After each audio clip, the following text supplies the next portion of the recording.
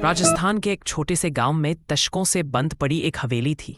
लोग कहते थे कि वहां से अजीब आवाजें आती हैं, कभी किसी औरत के रोने की तो कभी किसी के चीखने की। गांव के लोग हवेली के पास से भी गुजरने से डरते थे।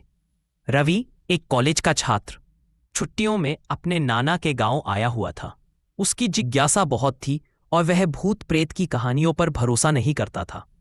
एक रात उसके दोस्तों ने उसे चुनौती दी कि अगर वह सच में बहादुर है तो हवेली के अंदर जाकर आधी रात गुजारे। रवि ने बिना सोचे चुनौती स्वीकार कर ली। रात को वह टॉर्च लेकर हवेली पहुंचा। जैसे ही उसने भारी लकड़ी का दरवाजा खोला, एक ठंडी हवा का झोंका उसके चेहरे से टकराया। भीतर सन्नाटा ऐसा था कि अपनी ही सांसों की आवाज डराने लगी। दीवारों पर लगी पुरानी तस्वीरें धुंधली थीं, पर आंखें जैसे उसका पीछा कर रही हों। रवि ऊपर की मंजिल की ओर बढ़ा। सीढ़ियां चरमरा रही थीं, मानो किसी ने बरसों से उन पर कदम न रखा हो।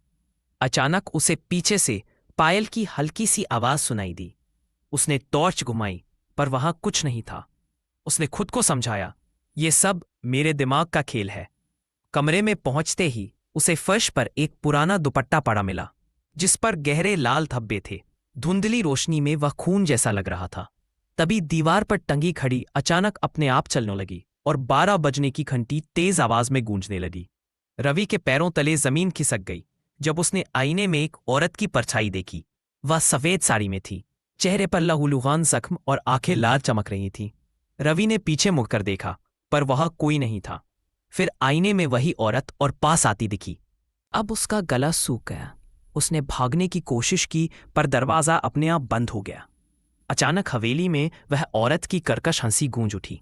पायल की आवाज तेज होती गई और ठंडी हवा ने उसकी टॉर्च बुझा दी। अंधेरे में उसे किसी ने कंधे पर हाथ रखा। वह चीखना चाहता था, पर आवाज गले में अटक गई। औरत की फुसफुसाहट उसके कान में गूंजी, तुम भी अब यही रहोगे, हमेशा के लिए। अगली सुबह गांव वालों को हवेली के दरवाजे पर रवि की टॉर्च और उसका फटा हुआ बैग मिला, पर रवि कभी वापस नहीं आया। लोग कहते हैं कि अब हवेली से केवल उस औरत की नहीं, बल्कि रवि की भी चीखें सुनाई देती है।